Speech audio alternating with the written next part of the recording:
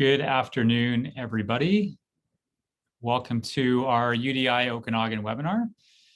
We'll just spend a few minutes here at the welcome to allow our attendees to join us. I know we have a number of participants coming in, which is great. So we will start formally in just a minute. This has definitely been a popular event with our registrations, so it's great to see. I see all of the attendee numbers here in our Zoom picking up, which is awesome. Very much looking forward to this conversation today.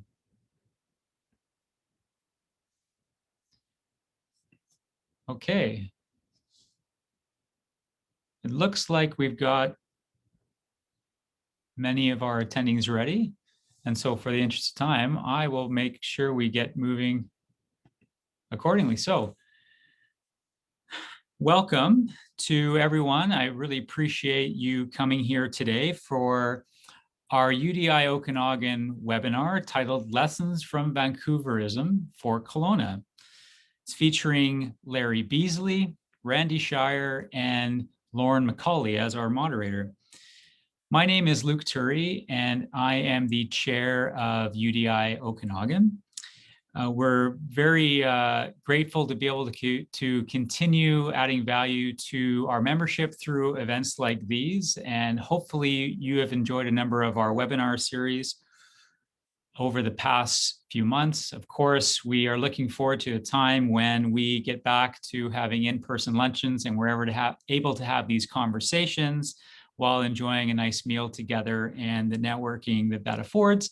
Until then, I think we've had a great opportunity to invite a number of speakers in various disciplines as it relates to the development community. And this one I feel is quite unique, so I'm pretty excited about that. I do want to mention before we get into the conversation, as always, we do have a question and answer period after the formal presentation and discussion with Larry, Randy, and Lauren. So if you have any questions, please use the chat feature within Zoom. You'll find it either at the top or the bottom of your screen, and Lauren will be able to moderate a question and answer period later on. And we'll also be recording the session for future viewing. So at this time, I would of course like to acknowledge our executive sponsor for this event, Rogers for Business. And I'd like to thank them for their sponsorship of this webinar. Rogers is a proud Canadian company dedicated to making more possible for Canadians each and every day. Their founder, Ted Rogers, purchased his first radio station, CHFI, in 1960. They have grown to become a leading technology and media company that strives to provide the very best in wireless, residential, sports, and media to Canadians and Canadian businesses. Within the Rogers family, Rogers for Business is an innovator and leader in delivering communication services and information technology solutions to Canadian businesses of all sizes to help them improve productivity and collaboration, operate more efficiently, and reduce costs. I'd like to call on our sponsor representatives, Dennis Keenan and Kareem Shihada, to help say a few words, and they will be introducing our moderator today. Good morning, and I'd like to start by thanking the Urban Development Institute for hosting today's event. Rogers for Business is proud to support the Okanagan business community and shares their vision of helping the development and real estate industry thrive and actively contributing to the growth of BC's economy. I'm Dennis Keenan, Senior Account Executive with Rogers for Business, and today I'm joined by Kareem from Fraser Valley Wireless, our Rogers authorized dealer here in the Okanagan. To start off today's event, we wanted to tell you a bit about Rogers for Business. Before sharing some of our services, we wanted to take this opportunity to showcase Rogers' investment across the province. Across our organization, we have made significant strides to support BC's economic development. Rogers is Canada's first 5G network, live in over 50 communities in BC and 160 across Canada, including the Okanagan Valley. We've heavily invested in our network to make this happen, with $16.5 million invested in Kelowna alone in 2019 and more following. With our 5G network, we're also able to support local researchers and developers in building innovative solutions through our partnership with the University of British Columbia, Okanagan. Many of these projects focus on improving our local communities, including public safety, smart transportation, to name a few. In May 2020, we piloted these use cases with the City of Kelowna, announcing Canada's first 5G smart city. We've also invested over $4 million in community initiatives, including grants and funding for youth and local communities to support education and business development.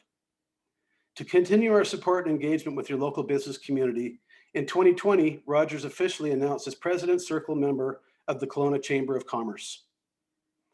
Lastly, Rogers employs over 17,000 British Columbians, and we are bringing 350 new jobs to our Kelowna Customer Solutions Center by the end of 2021, which is in Kelowna's Landmark 7 development. To tell you a bit more about that, we have a short video that Kaylee will play now.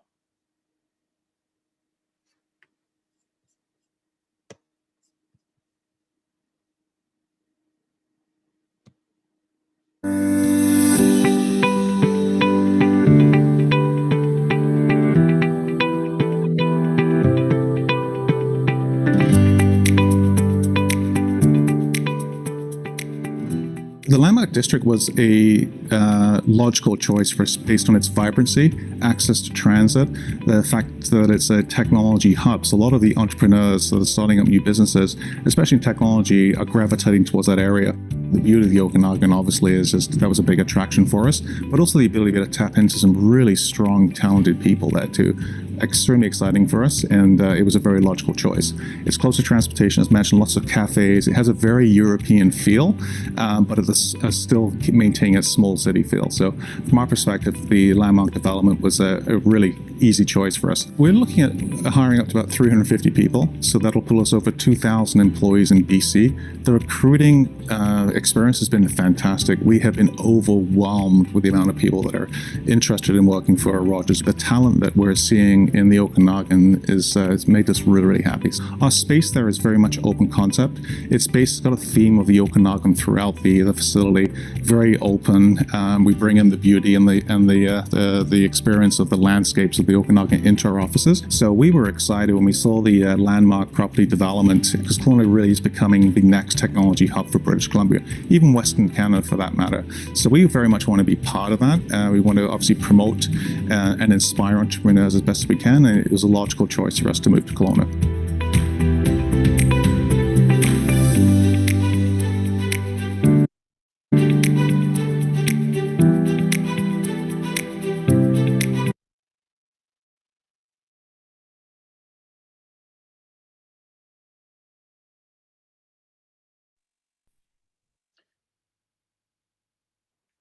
Well, thank you, Dennis.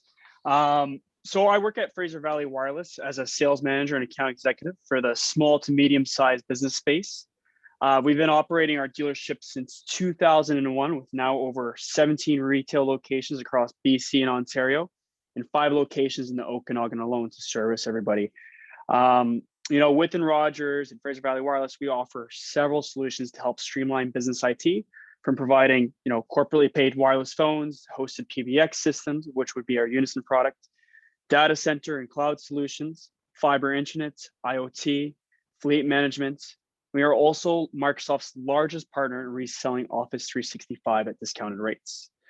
With choosing Fraser Valley Wireless and Rogers, you will have a dedicated member from Rogers directly for support, Dennis himself, and one of the 2 dedicated outbound sales members from Fraser Valley Wireless, including me, giving our customers peace of mind that they will always have access to support and resources at all times for their IT needs out here in the Okanagan.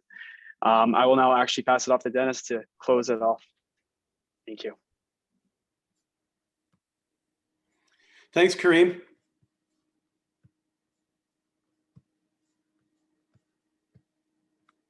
Oh, and thank you again to the Urban Economic Development Institute, Okanagan chapter.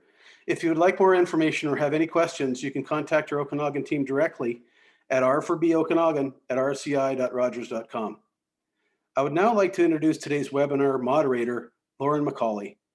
Lauren is an architect and the practice lead for the IBI Group Kelowna office.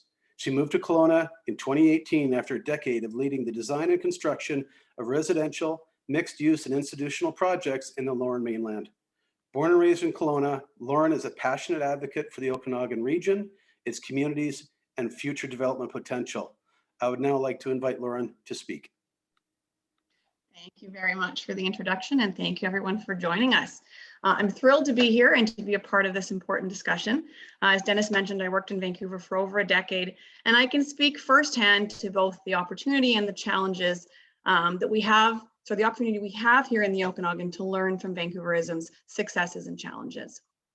Today, we are very fortunate to have two industry leaders join us for an open and candid conversation about development in Kelowna and how our local community can benefit from lessons learned from Vancouver's growth over the last 2 to 3 decades.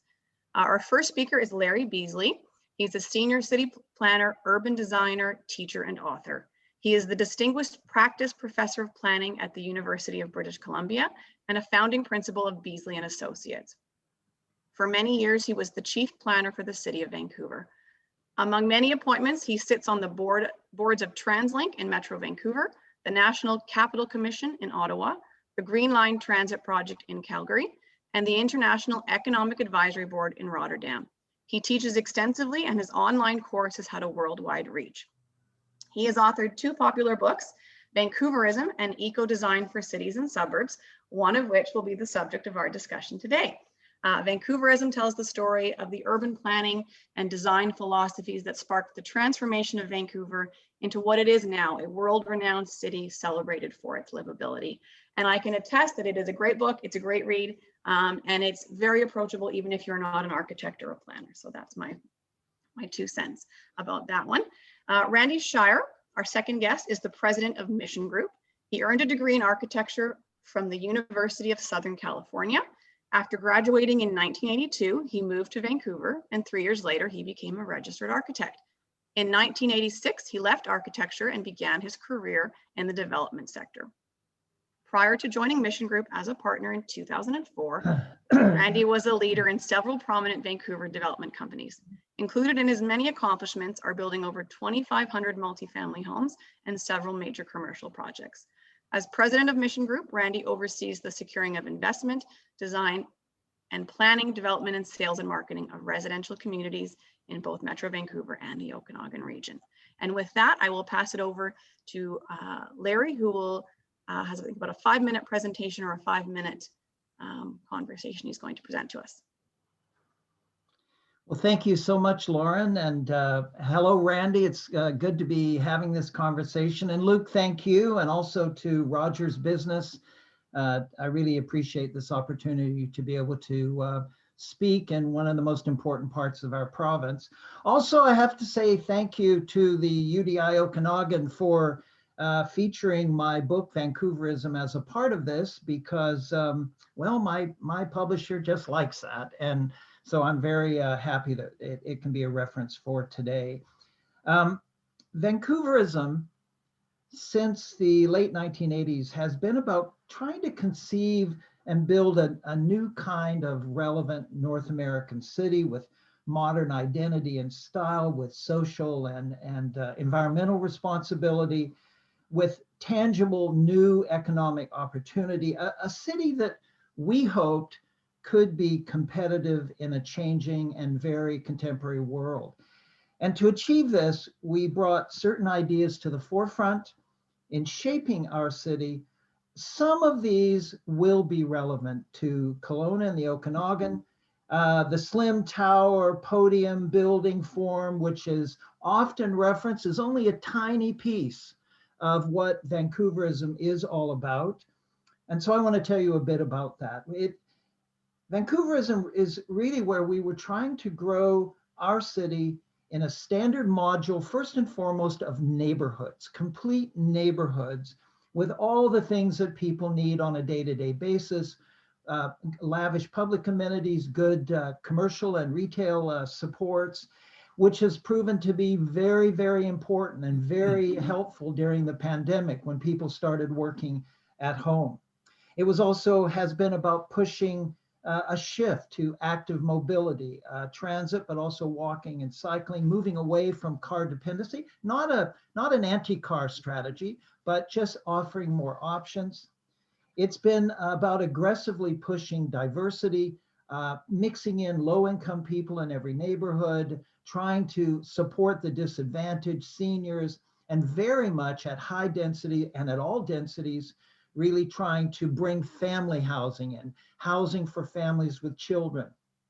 We also emphasize very high urban design because we felt that consumers wanted a high quality, they wanted a richness in their day-to-day living, which could only come through design. And we then brought together many design ideas related to that. And of course, you all know that the green agenda has been front and center. Vancouver, along with all of British Columbia, is right out there ahead of most of North America when it comes to the sustainability agenda. But maybe as important for Kelowna and for this audience today, I need to tell you about how we try to do our work. Our planning and our development management system is quite different from what you'll find in many other parts of the world, and certainly even here in Canada. It tries to bring City Hall citizens and developers together in a relatively flexible system that rewards community performance, that can embrace new ideas and consumer expectations in particular, and that finds wealth in that development process to invest in both the public and private things that people expect when they come and live in a community. Now, I'm not going to say that Vancouverism created a perfect city. It did not. There are big problems that remain, partly because cities evolve and always have those problems. Partly some problems spun off the very success that we had in the early years. Everyone knows we have an affordability crisis. The missing middle is not being served in our city the way it should be. We could have applied our system to support the things we wanted for the community a lot more aggressively for the missing middle, for the middle income, in the same way that we did those years ago for lower income people. Now, I've heard it said, I read a recent article where somehow someone said that the building form, the tower, had something to do with that affordability. I'm going to tell you, and we can talk about this, that's absolutely not the case. It had more to do with tenure. It had more to do with a lack of public investment and public attention than it did with the form of the city that we were creating. Homelessness remains a real issue. Not only that, the triad, mental illness, substance abuse, and homelessness, and particularly this has gotten worse during the pandemic. We just didn't realize how this was going to get away from us, and it's there as a problem now. But maybe a third thing, which is not so evident, was assuming that a good system would work like a machine. And it doesn't work like a machine. It takes trained, experienced drivers. And my generation built the system in Vancouver. We then left and retired, and we left it to people who hadn't had a lot of experience, who were facing some other kinds of glitches and challenges. And there's been some difficulties there. You may have read about that recently in the Globe and Mail. But two overarching themes have really made Vancouver stand out, solving more problems than we might have expected. First, we came to that conclusion and tried to operationalize that future growth needs to follow that smart growth model that we all know. I describe it well in my book. Vancouverism proves that this powerful model achieves those essential things for modern cities, which are everyone all over the world is working for: livability, sustainability, and resilience. But also conversely, our experience shows that every city has to do it its own way. One place shouldn't really copy another place. When we started Vancouverism, it was seen as a counterintuitive approach to the way cities were being built, because we wanted our city to be different than the other cities of its day. And that's proven to be very effective. We are now known as a very livable city in the world, acknowledged for that. I know that you are having some debate at this moment about tower forms in Kelowna, in downtown Kelowna. And I look forward to talking about that because, yes, there are some references from Vancouverism and Vancouver's experience that probably will be helpful as you carry on that conversation. So, Lauren, those are my opening comments. I think we'll get into everything a lot more as we're all talking together. I can't wait to hear what Randy has to say, but more importantly, I can't wait until we're in the wider discussion and have brought in the audience as well. So thank you for those those moments to open. Great, and I'll pass it over to Randy now, who I think has a few comments as well, and then we'll get into the heated discussion. Yeah, well, first of all, I'm excited to be here, to be included. I don't know if you can see that picture of Luke on there, if the rest of you can, but he looks like a GQ model. Way to go, Luke. You're distracting me here. I'm just kidding. I'll just let you know a little bit about me. So Lauren's mentioned this, but I was born and raised in Vancouver, and I was fortunate to witness Vancouverism firsthand. So I began my development career in 1986, as Lauren had mentioned, and observed Vancouverism for almost 20 years until 2004, when I moved to Kelowna. So I didn't move to Kelowna until I was in my 40s, and so I really had to have and continue to have a sense of what Vancouver's all about. And I recently read Larry's book, and interestingly, my own career timeline parallels the emergence of Vancouverism as an urban design approach. Larry focuses his writing on the years 1986 to 2010, Expo 86 to the 2010 Olympics.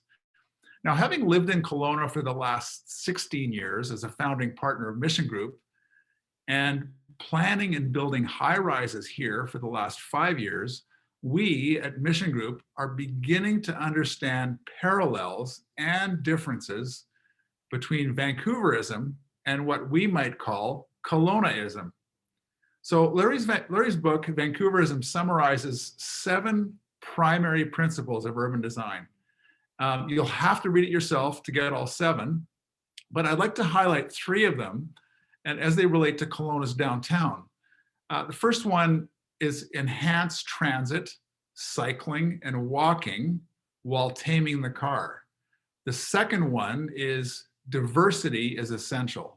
Wide social, economic, and physical diversity and inclusion with endless mixes. The third one, embrace uniqueness, not sameness in a globalizing world. So I just have a few comments on each of those. So first of all, enhanced transit. Well, which comes first? Is it great transit or is it density? Well, invariably it is density, and that's the key to improved transit. So building high density housing downtown is critical to transit improvements. Now, taming the car. So think about the best urban spaces in great cities worldwide. You know, whether these urban spaces are in New York or San Francisco, Paris or London or Rome, or in a smaller city like Florence. So what is the lesson with taming the car? Great urban spaces for people are usually terrible for the car. So the answer is not about managing traffic and dealing with congestion as much as it is creating great urban spaces. And I know a lot of people maybe don't want to hear that, but it's true. The second point was diversity is essential. So downtown Kelowna currently provides endless mixes and wide diversity with the arts, housing, parks, recreation, dining, museums, tourism, sports, offices, government services, and now educational institutions like UBC. So the biggest thing missing, in my opinion, is families living downtown. So people who live downtown and who have been moving into our buildings are typically singles and couples of all age demographics, and we don't see too many families yet. Any couples that do have children, typically they're younger ones, preschool, babies and toddlers. Now, here's a quote from Larry's book, which I found fascinating. Many more children lived within the downtown community than one would expect at this kind of density in an inner city location. So Vancouver's planning focus was on provision of new elementary schools, childcare facilities, and parks for children of all ages. So in my mind, an elementary school in downtown Kelowna is a critical missing ingredient, as something to attract families to live downtown, which would create more diversity. The last thing I want to touch on is embrace uniqueness. So Kelowna is unique and different than Vancouver. So let's compare the influence of climate, geography, and freeway. Vancouver's climate is rainforest. Kelowna's climate is semi-arid. Downtown Vancouver is a peninsula with sloping geography of bedrock rising well above sea level for most of the downtown. Downtown Kelowna is an alluvial plain with two creeks, Brant's Creek at the northern boundary and Mill Creek to the south. And the geography is flat with soft soils and a high water table. Downtown Vancouver has three natural boundaries: water to the north, water to the south, and Stanley Park to the west. Well, downtown Kelowna has two natural boundaries. We have Okanagan Lake to the west and Knox Mountain on the north. Downtown Vancouver has no freeways. Downtown Kelowna has a 6-lane highway on the southern boundary. Now, I'll wrap up with just a few observable Kelowna differentiators that we see. So in Vancouver, outdoor cafes on the sidewalks, they embrace the sun in the summer. Kelowna, the outdoor cafes in the summer prefer shade. And the best example is the proliferation of outdoor cafes on Bernard Street, and most of them are on the shady side of the street. Vancouver has rain protective canopies, and they're typically built with glass to allow light through because, you know, it's an overcast climate. It's not as bright. Whereas Kelowna crazily has canopies that are decorative. They're open. They don't stop. A lot of them don't stop rain. They don't stop anything. And the ones that are built, a lot of them are solid to provide shade. Here's a big one. Vancouver has parking below grade. Kelowna, because of the high water table, there's a parking is really above grade in podiums for most of the development downtown. Now, the benefit with podiums is that the top offers significant outdoor amenity spaces to residents and tenants, particularly in developments where there's 2 or more towers. And this supports opportunities to celebrate outdoor living in a downtown environment. So in conclusion, before we get to the Q&A, we have much to learn from the principles of Vancouverism, and we have unique opportunities to create our own urban design principles for Kelowna, taking into account our own unique history, climate, and geography.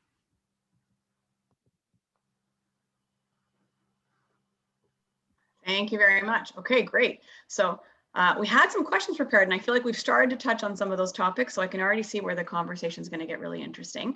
But we'll start with just a sort of a fairly general one to Larry. What aspects of Vancouverism do you feel have worked well? What aspects were less successful? And how do we learn from Vancouverism? Well, there's a couple of things. And one thing I want to do is really emphasize what Randy was talking about, particularly at the end, about the need to understand the gestalt of the place you're in, the difference of or the uniqueness of your place as compared to someplace else. Vancouver did not start by saying, well, they do something in Paris or Rome, and so we're going to do it here. There were a few things we imported, I'll admit. We started by looking and saying, what was our town about? What were we about? And one of the reasons that we went to towers was because we had so little land and we needed to intensify. That was only one reason. Another reason was we brought people together, and you created a real vibrant community by doing that. And of course, then transit and everything else worked.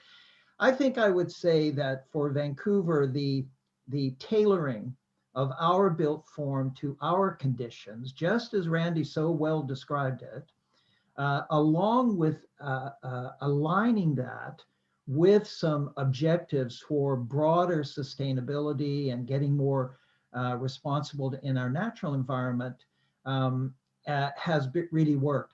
That whole notion of taming the car, not removing the car, not being against the car, but offering many more alternatives was made so much easier.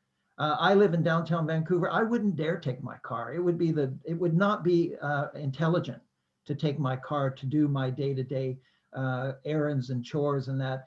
It's much easier to walk. And by the way, I'm healthier and all that because of it. On the other side, what our system could not do was predict the unpredictable in the future. And so this affordability issue that I've already raised, it's a huge issue. It's hitting us very, very hard right now. And it's putting in danger some of the other uniqueness and benefits that we've put together in our city. We have to now shift our focus. We have to be looking at new forms of tenure for housing. Yes, we need a lot more rental housing. We also need some forms of nonprofit home ownership. We need some new forms of financing so that people can be renters, but also be investing and ultimately becoming homeowners. Vancity Credit Union is starting to work on that, for example, as one thing. So that attention that we made so much to low-income housing, because we were desperate about getting low-income housing. Remember, at that time, the entire country wasn't investing in low-income housing, made us blind to today's problem of middle-income housing. And not only that, retail, diversity of independent retail and with higher costs and higher rents. So that affordability issue is probably the biggest thing that hasn't worked. And it's also my biggest warning to Kelowna. With everything else that you're doing, you have to build in a very aggressive strategy for affordability right from the beginning. And you have to work with your development community to do that, because many of the answers come through the invention of your development community.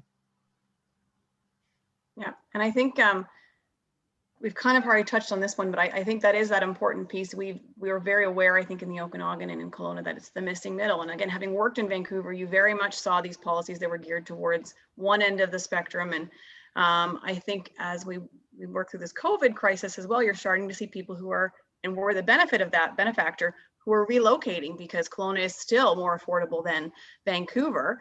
Right. But to your point, it's something to be thinking about as we move forward. And it goes to the topic of diversity that Randy had mentioned earlier as well. And so I'm going to throw this one over to Randy and you can both comment, but how do we have any suggestions as to how we address the missing middle and address that diversity?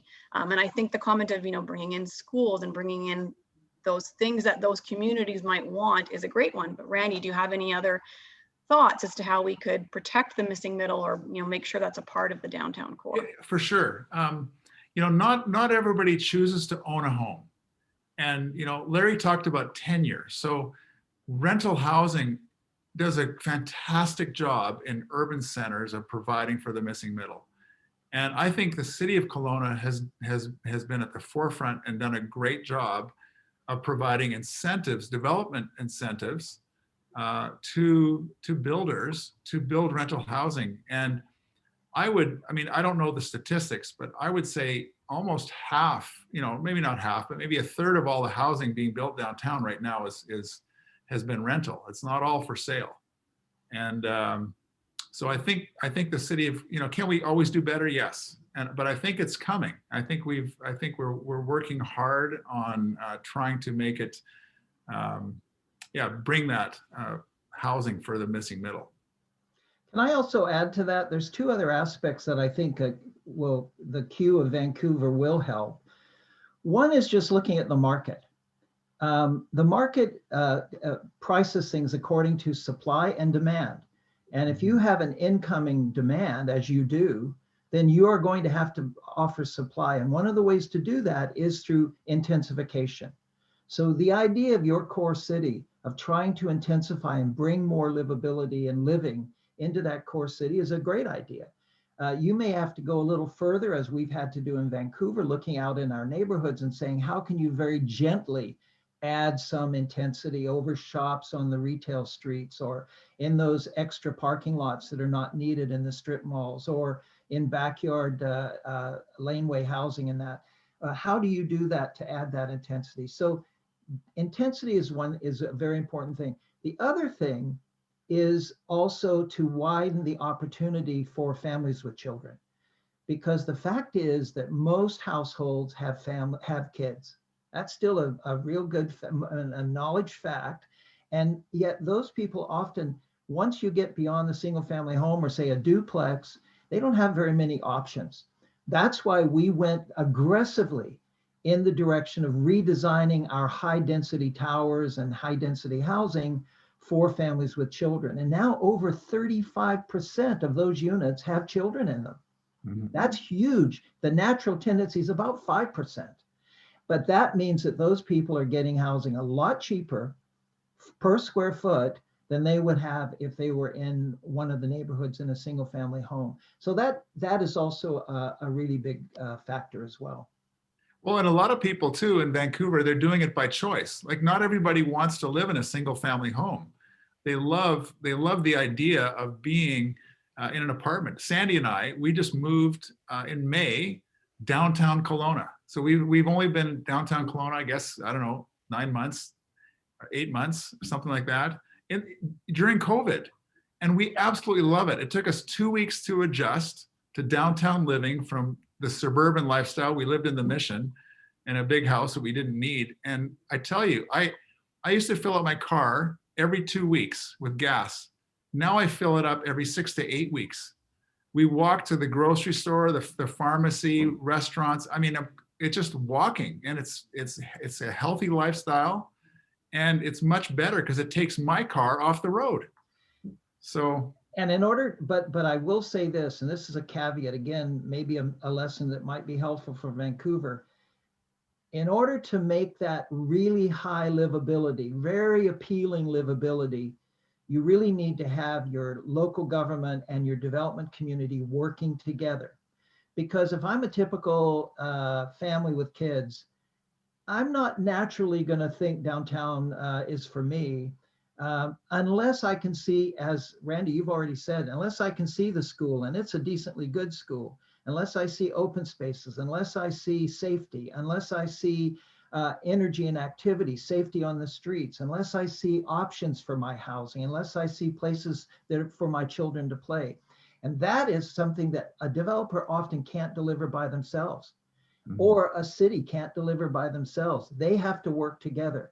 And I think that is happening from what I've seen. I did a little research and I see that your planning organization, your planning service is really thinking about the livability of your city. That's what this debate about tower, floor plates and all that is really all about. Right. You have to achieve a higher level of livability than people expect because you're asking them to make a hard decision to jump from what they know to what they don't know, especially if they're carrying their kids with them.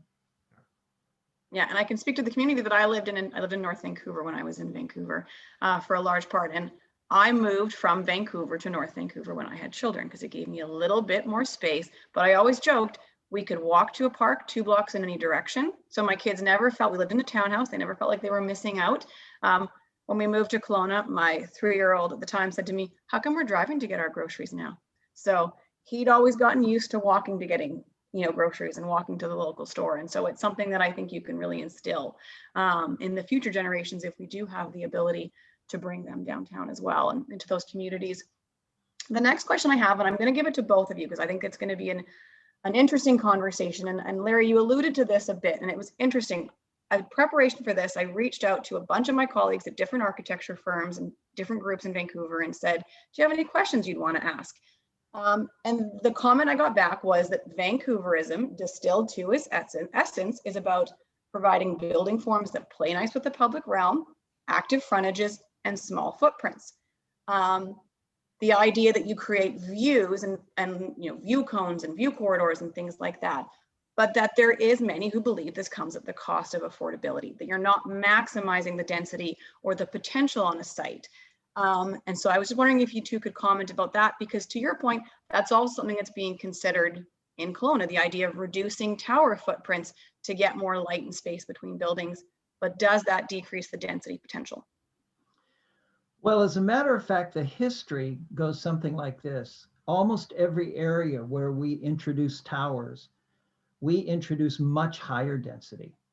And not only that, we added another layer, even in fairly dense areas, we added another layer of discretionary density according to how you performed and contributions you made to the community, given this conversation we were just having.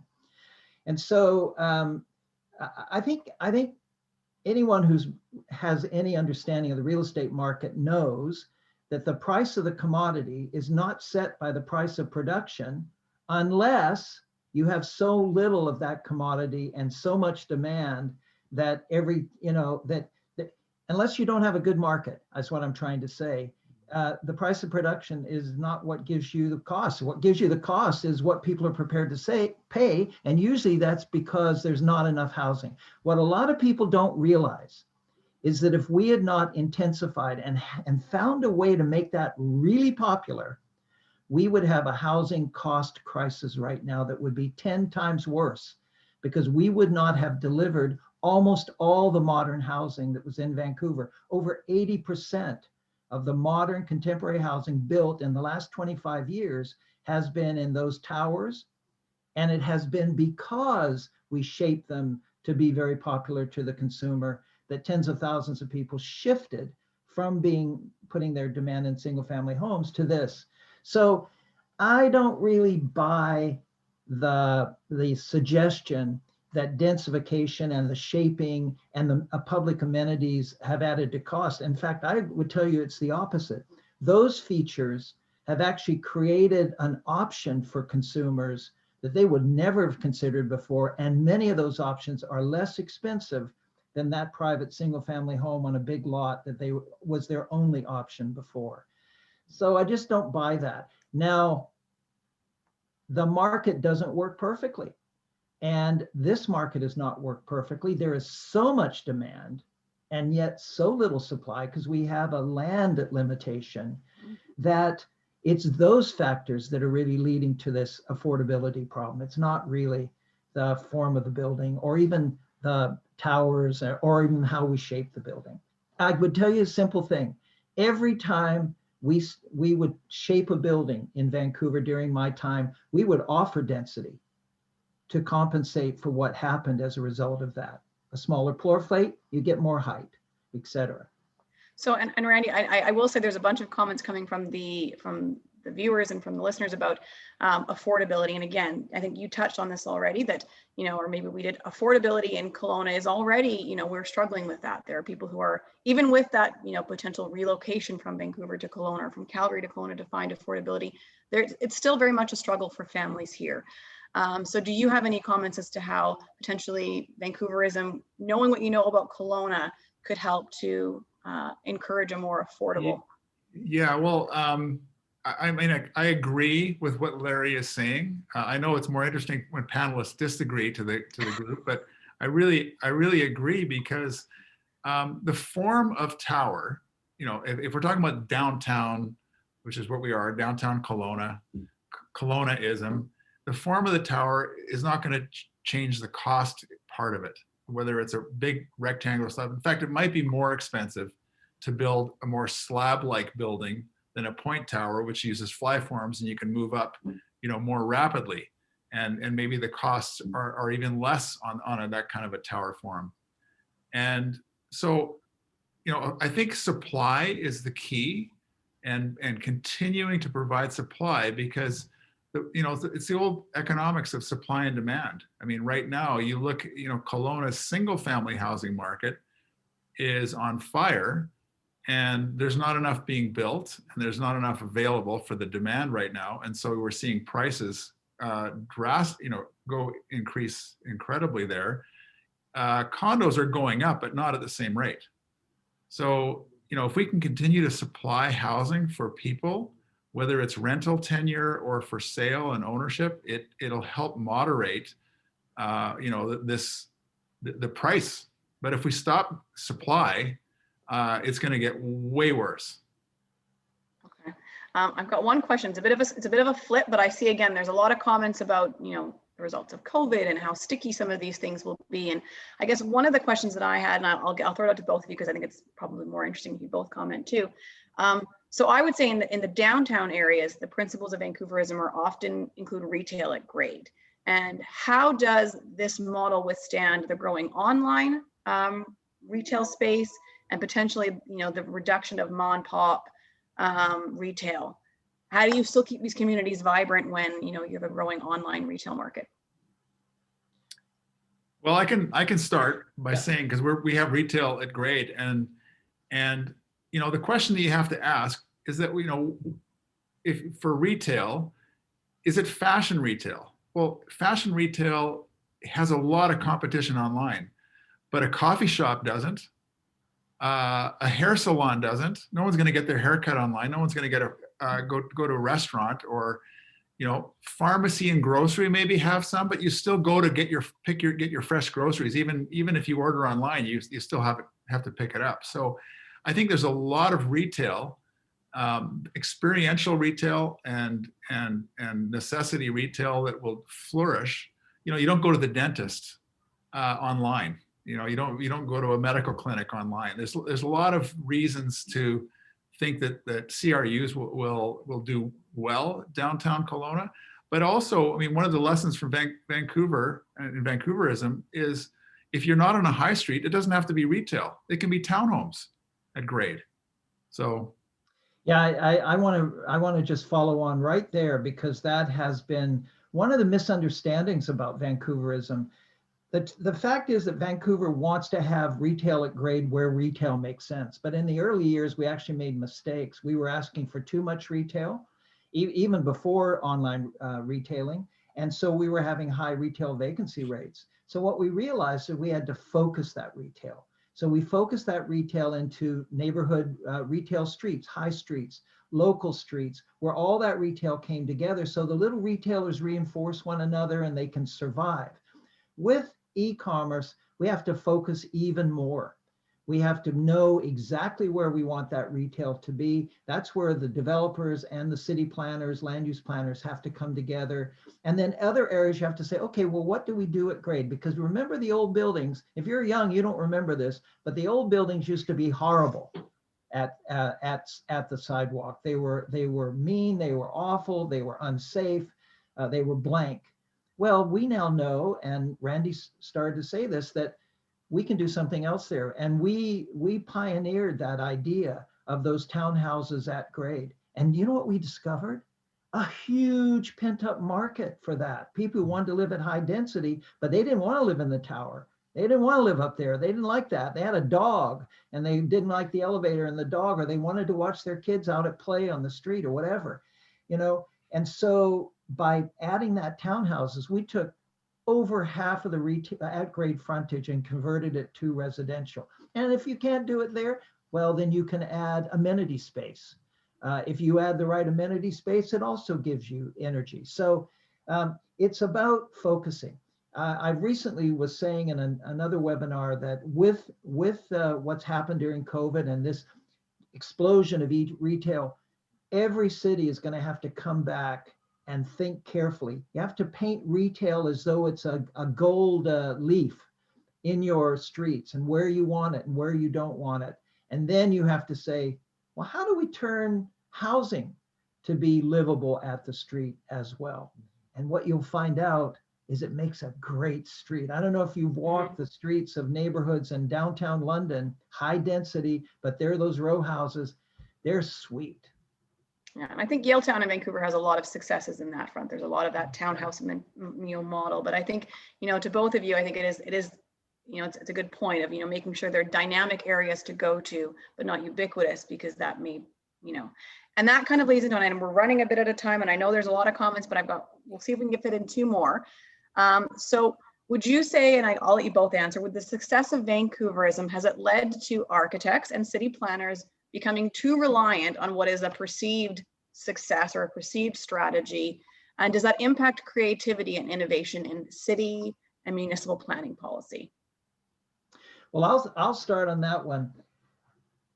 About 10 years ago, I was actually really worried about that. I was worried that our framework, which has proven very, very successful, was going to maybe be overused. And for example, when we started designing the Athletes Village for the Olympic, the first schemes were tower podium. And I felt that a tower in the south side of the creek wasn't sensible, wasn't logical given the neighborhood. And so I was really pushing for the form you see now, which was a mid-rise form. So I worried a lot about that. But here's what I discovered. Once we got architects into a creative mode, and our system was flexible so that they could show what worked better, You now come to downtown Vancouver and you're going to find some pretty hip buildings. You're going to find some stylish buildings. You're going to find some things you go, wow, I didn't think you'd see that here. So it's not the guidelines and that's what you use to avoid the bad things. Right. But it's the flexibility of the system that allows you to embrace the good design. So I tested this with some architects coming from other parts of the world, and they said, no, I actually like your guidelines. They tell me what your people have in mind. And then I design something cool related to that. Our system doesn't stop creativity. It supports creativity. They even gave me an award. The Architectural Institute gave me an award because I supported great architecture. It wasn't me, it was our system. Yeah, I would add, I mean, as an architect and, always being interested in creative buildings, often it's the client that could be put the most brakes on the creativity and not the regulator, not the city governing it. And I think, like at Mission Group, our vision is to create great spaces for people to flourish. Like that's it. And it's people to flourish, not only people who are residents or tenants of our building, but neighbors and people who are visiting. So the space between buildings is as important as the building itself. And if our development community continued to embrace that, city making and placemaking would just continue to grow and improve and be an amazing example for other cities around the world. Okay, I think there's a lot of questions. And so I know we didn't touch on this, but I'm wondering if either one of you are willing to answer any of these afterwards. We didn't get a chance to talk about it before we started, but there's a lot of questions coming in and we're not going to get through them all. So I guess the two topics that we haven't kind of covered, and we've got about 5 minutes left, would be transportation. And, with increased density comes a lot of traffic. How do we make sure it's still a livable city and it's still a desirable place for tourists to want to come and visit? When you mentioned we have a highway that runs right down the city and, it tends to be quite backed up in the summer when everybody comes in. So that's kind of one of them. How do we make sure we still keep it livable and, a desirable place to visit and to be a tourist? Well, I'm going to tell you, you're in a transition. As you intensify, in the first round, you feel more congestion because people haven't shifted. But once people start to live and there's enough of that density to create a neighborhood, people shift modes. I was worried when we built our first downtown high density neighborhood because I didn't see a lot of people on the street. We opened the food store and everyone dropped their cars and started walking to the food store. And then they discovered all the other shopping and they've never gone back to their cars. Car ownership in downtown Vancouver is down by almost 40%. Car use is down by almost 40%, has not grown at all. And how we move people, not even transit as the first option. The first option is walking because it's the best way for most of your trips. And then you add a share car system. So I need a car occasionally. Okay, I get a share car, but I'm not out on that street. If you want to deal with congestion, ultimately densify your city in neighborhood units that allow people to shift for most of their trips and congestion will go down. That's been proved in Vancouver. Yeah, you know what? I mean, I think it's the wrong question, managing road congestion and all that sort of thing, because if we did that, we'd have a 12-lane freeway and we'd put overpasses everywhere and it would be about moving people around smoothly. But if we create a really livable downtown, I'm an example. I mean, I'm an example of someone who's not using his car hardly at all. And if more of us, and I would have been driving downtown and I'd be causing congestion myself, but I've been taken off the road. And the more people that we can move downtown and living there with all the amenities, I think that over time, as Larry was saying, I think congestion will improve because the people that want to be downtown are living there. And by the way, once you add more diversity of your housing so people can work comfortably at home, which they're going to be inclined to do a little bit more than in the past, that really helps that. Well, and transit too. It's going to mean more frequent transit. Yeah. And I think, again, it goes back to the idea of diversity too, of, you need to have, the office space and all those spaces, you talked about the university coming to downtown and there being, those resources so you can actually walk to work from when you live downtown. You need to have a really good, healthy mix. Okay, that is our time, unfortunately. I feel like we could keep going, but I will pass it back to Luke, and thank you both so much for being here and for giving us your time. And it's been a really interesting conversation and a lot of fun. So I'll pass it back to you, Luke. Lauren and Randy, thank you. I've enjoyed this. Yeah, Larry and Lauren, same to you. It's been great sharing the panel with you. Wonderful. Well, thank you so much. This was an awesome conversation. I found myself just being engaged, and thank you, Lauren, for calling my name there. Otherwise, I was just very focused on what was a great discussion. Obviously, something that we could have taken a bit more time on for sure. Thank you to everyone for the questions and the ones that we weren't able to get to today. I would like to, of course, thank Larry Beasley, Randy Shier, and Lauren Macaulay for taking part in the conversation today. And certainly we'll be thanking our executive sponsor, Rogers for Business, for supporting this webinar today. And thank you to every one of our UDI members and guests who have joined us for this conversation. I hope you all enjoyed it. I will also let everybody know that the event will be recorded and it will be posted to the UDI website for future viewing, should you be interested.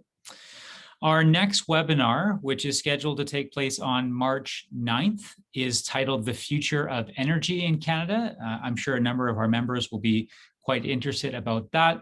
If you're not on our mailing address, you can sign up on our website to get more information. If you have any ideas for future events, you can find Jennifer's contact information on the screen here, as well as all of our social media handles. And with that, I would like to just once again thank you everyone for attending. I hope you have a great rest of the day, and we look forward to seeing you at our next event. Take care.